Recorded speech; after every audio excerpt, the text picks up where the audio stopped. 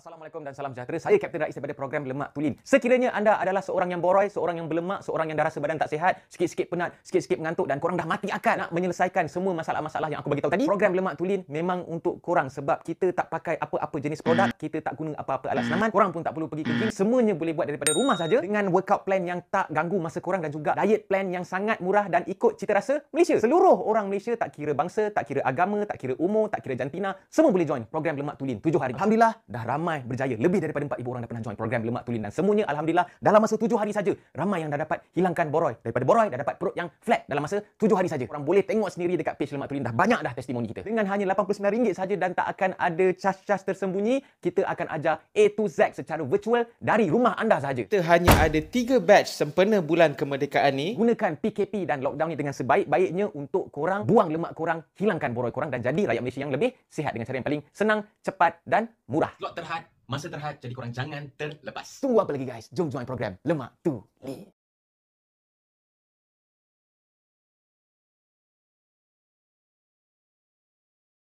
Kau kena layak dulu pakai, baru kau boleh pakai. Assalamualaikum, salam sejahtera. Apa hal korang? Selamat datang ke dalam channel YouTube Rais Hamid, Aris TV dan masih lagi bersama dengan YouTuber kegemaran seantero rakyat Malaysia, rakyat Indonesia, iaitu Rais Hamid. Apa hal korang? Check it out now. Ya bedu.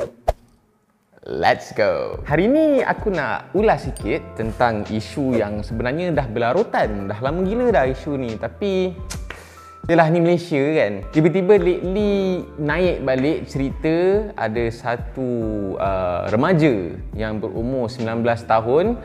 Dia menyamar jadi komando. Wow, komando. Kau nak menyamar pun beragak-agak. Kau menyamar jadi komando terus. Aku nak cakap pasal komando pun aku bersalah. Kau sedap-sedap hati nak menyamar jadi komando. Aku baca sikit lah dia punya artikel dekat sini. Kantor menyamar jadi komando. Pakai seragam, pakai uniform masa nak keluar pergi dating dan juga siap buat TikTok.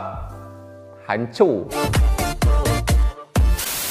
Nak cakap pasal orang awam pakai uniform tentera ataupun polis ni, sebenarnya dia dah lama dah benda ni. In fact, sebelum tu pun ada satu kes yang seorang civilian, orang awam, dia menyamar jadi polis. Dia pakai baju seragam polis. Tak, yang aku tak faham, kenapa bila nak mengorat perempuan nak kena pakai pakaian seragam?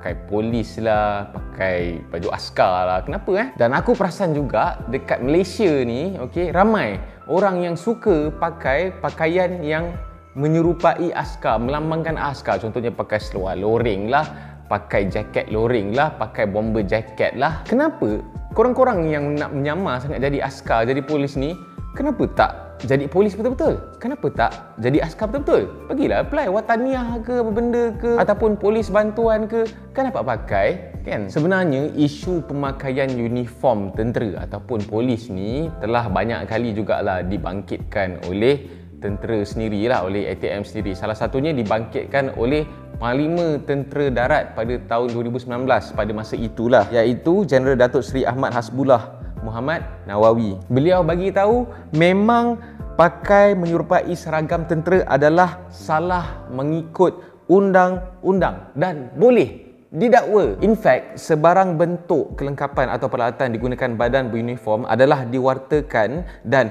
orang awam yang tidak berkaitan adalah dilarang sama sekali untuk memiliki atau menggunakannya. Faham? Undang-undang dah ada dah dekat situ. Kita ada 3 akta yang memang menyentuh isu pemakaian uniform oleh orang awam ni. Tapi itulah, dia disebabkan penguatkuasaan undang-undang yang lemah lah, menyebabkan berleluasanya orang suka-suka hati nak pakai uniform, nak pakai baju yang menyerupai askar ni. Dan penguatkuasaan undang-undang yang lemah ni memang diakui sendiri pun oleh Panglima Tentera Darat. Sebab apa? Askar dia tak boleh ambil tindakan kepada orang awam. Yang bertanggungjawab ke atas orang awam ni, yang menguatkuasakan undang-undang pada orang awam ni ialah polis. Tapi tak boleh nak salahkan PDRM 100% pun, sebab dia ada kaitan juga dengan orang yang menjual pembekal pakaian seragam tentera ni pun. Kau tengoklah dekat Shopee pun sekarang dah ada jual lah.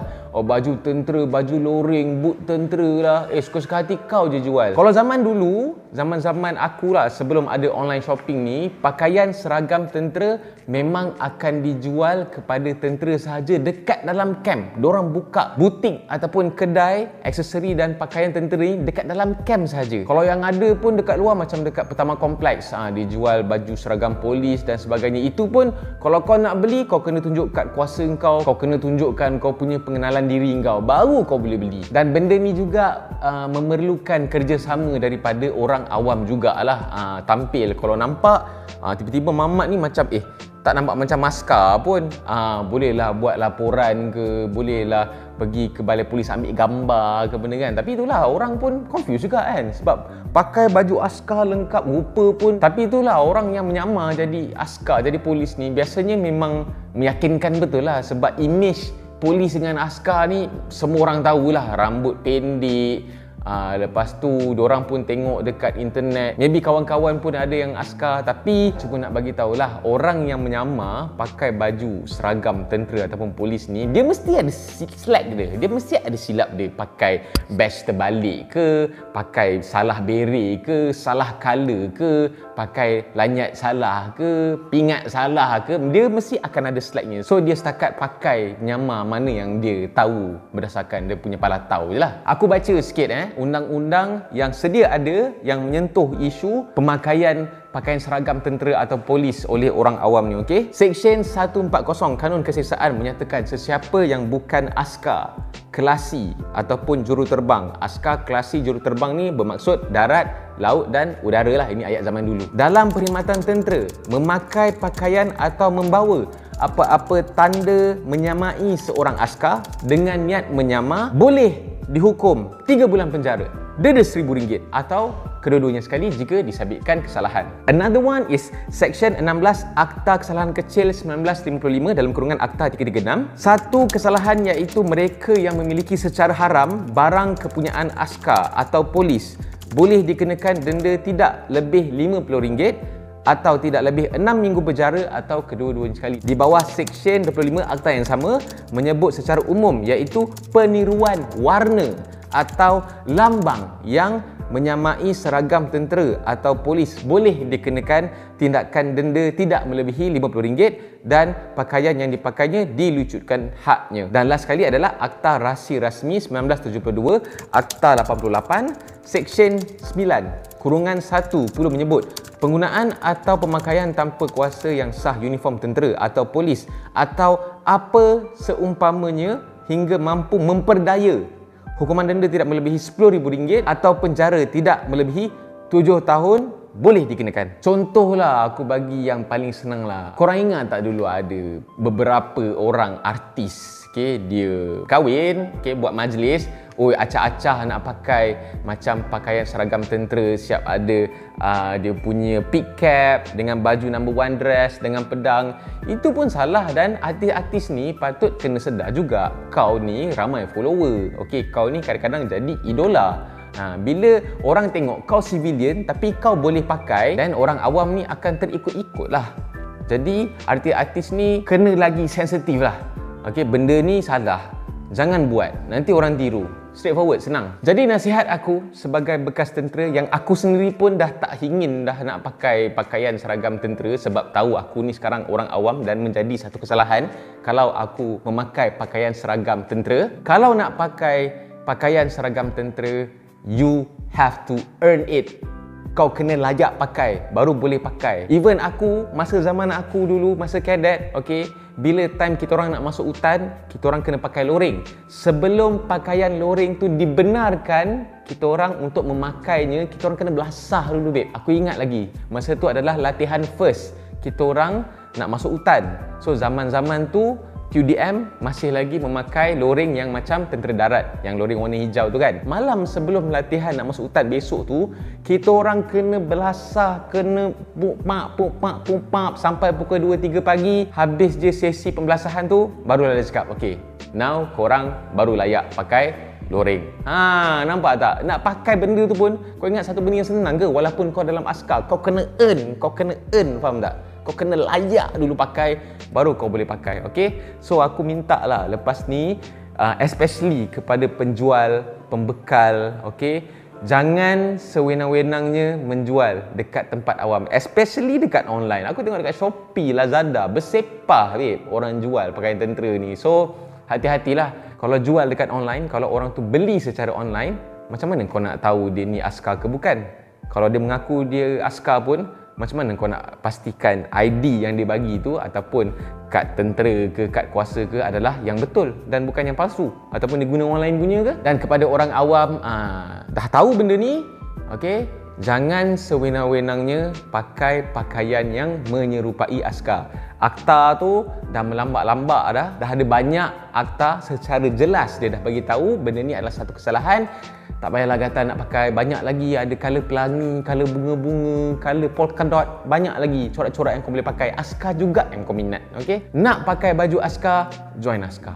Boleh pakai.